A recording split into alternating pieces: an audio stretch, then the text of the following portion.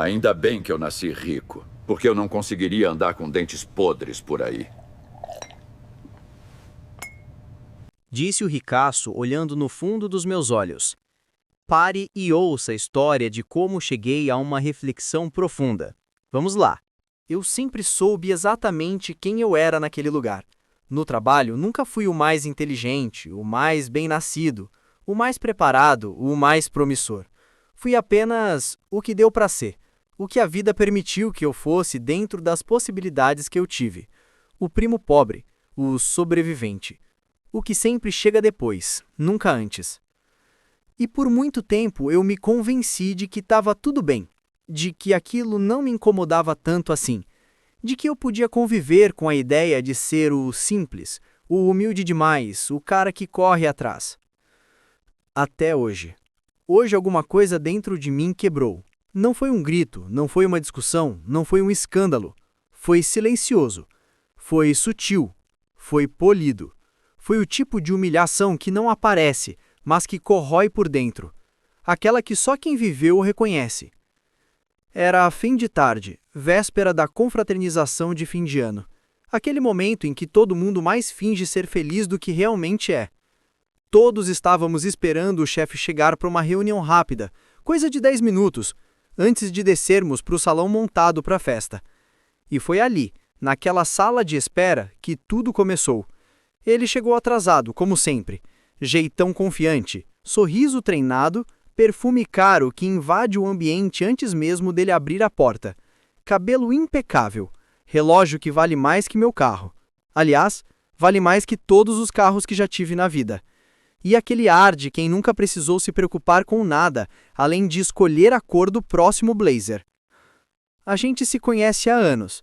Não somos íntimos, mas sempre fomos cordiais. Ele é filho do diretor, o queridinho da alta gestão, aquele que trabalha porque quer, não porque precisa. Aquele que não paga boletos, delega. Aquele que não compra comida, manda entregar. Ele se sentou ao meu lado, e eu já devia ter entendido desde o primeiro suspiro dele que aquilo não ia acabar bem. Ele começou a falar de assuntos aleatórios, coisas leves, bobas, irrelevantes, sobre como a reforma da casa de praia estava custando mais caro do que o previsto, sobre como era difícil achar tempo para escolher o tipo ideal de mármore italiano, sobre como a fazenda recém-comprada ainda precisava de funcionários mais qualificados, porque, segundo ele, o problema do Brasil é que pobre não sabe trabalhar direito. Eu já senti o estômago revirar, mas fiquei calado. Sempre fico. A vida já me ensinou que quando você vem de baixo, falar pode custar mais caro do que engolir. Ele continuou. Falou dos carros, dos terrenos, do amigo advogado que resolve tudo, do outro amigo que é dono de uma rede de lojas, da esposa linda que, segundo ele, não se mistura com qualquer tipo de gente. E então, a conversa começou a mudar de tom, devagar, meticulosamente, quase imperceptível, se eu não soubesse sentir o ar mudando como quem sente chuva chegando antes da nuvem escurecer. Ele começou a listar coisas que achava vergonhosas, coisas que revelam o tipo de pessoa.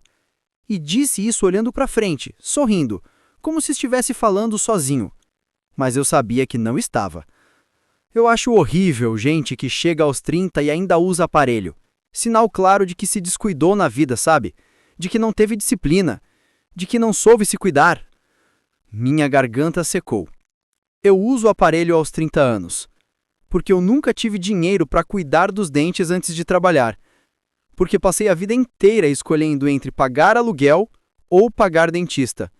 Porque para mim, cuidar da saúde bucal sempre foi um luxo distante. Ele continuou rindo, completamente confortável, como se estivesse comentando sobre o clima, como se não estivesse enfiando uma faca entre minhas costelas com a elegância de um cirurgião. Outra coisa que me dá nojo é gente que veste roupa barata para trabalhar. Não sei, parece falta de amor próprio, sabe? E eu estava usando uma camisa que eu comprei em promoção por R$ 29,90. Eu usei porque ela estava limpa, porque era a melhor que eu tinha, porque eu não posso comprar roupa a qualquer momento. Eu espero oportunidade. Ele continuou, e cada frase dele era uma pedrada disfarçada de opinião. Criticou quem mora longe, quem pega ônibus, quem não tem carro novo, quem não viaja pelo menos uma vez ao ano. A sala estava silenciosa. Todos ouviam. Ninguém interferia. É sempre assim. Quando um rico humilha um pobre, o mundo inteiro finge que não viu. Porque é assim que a hierarquia funciona, porque é assim que a gente aprendeu a sobreviver. Ele virou o rosto na minha direção. Não diretamente. Ele é inteligente o suficiente para saber que aquilo mudaria o tom. Mas indiretamente, o olhar passou por mim, rápido, calculado, daquele jeito que não diz nada, mas diz tudo. E então ele soltou a frase que eu jamais vou esquecer. Tem gente que nasce sem nada e continua sem nada, porque escolhe não evoluir, né? Eu senti como se o chão tivesse sumido debaixo dos meus pés. Porque eu nasci sem nada, eu cresci sem nada, eu lutei com o que tinha, que muitas vezes era absolutamente nada. E tudo o que consegui construir foi com esforço, corte, renúncia e vergonha escondida no bolso. Eu não conheço outra vida. Eu sou o resultado de todas as batalhas que ele nunca teve que travar. Mas ele não parou. Ele nunca para. Às vezes eu fico pensando como seria a minha vida se eu tivesse crescido como certas pessoas, sem estudo pago, sem viagens, sem oportunidades. Acho que eu não seria nada. Era para ser uma reflexão, mas era um ataque. Era um aviso. Era a confirmação de algo que eu sempre soube.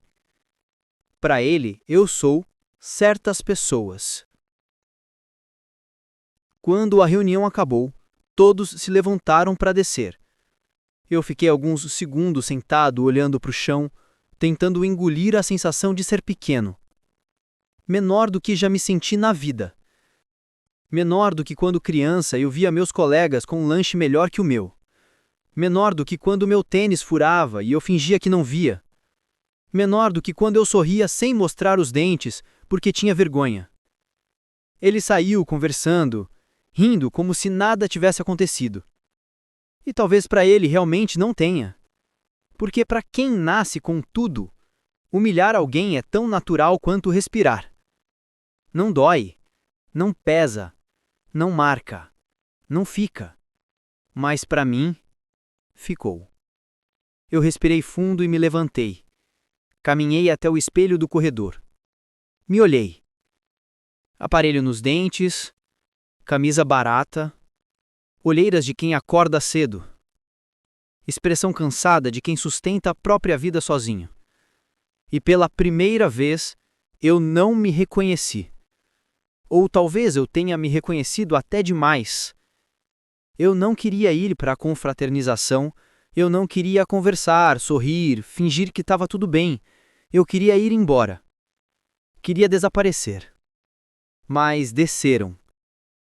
Todos.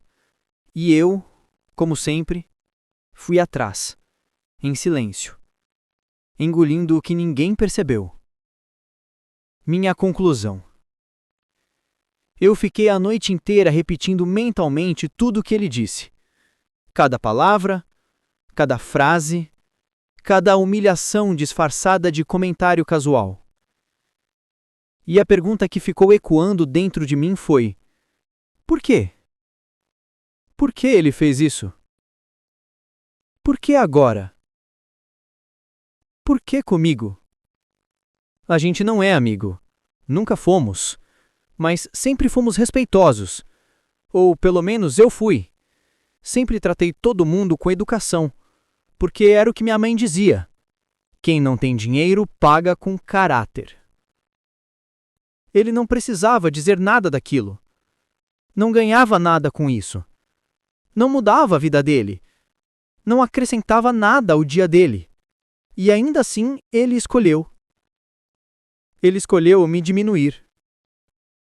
Eu percebi então que algumas pessoas crescem tanto para fora que ficam ocas por dentro.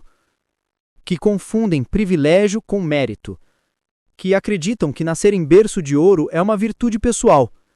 Que acham que o mundo é justo porque ele foi justo com elas. Mas eu também percebi outra coisa. Apesar de toda a dor, apesar da humilhação, apesar da sensação de ser menor, eu sobrevivi. Como sempre. Como minha vida inteira. Eu sobrevivi a mais um dia sendo quem eu sou. E isso, para mim, vale mais do que qualquer fazenda, qualquer terreno, qualquer viagem ou qualquer relógio importado. Porque eu não nasci com nada. Mas tudo que tenho, eu construí. E isso ninguém pode diminuir. Nem mesmo ele.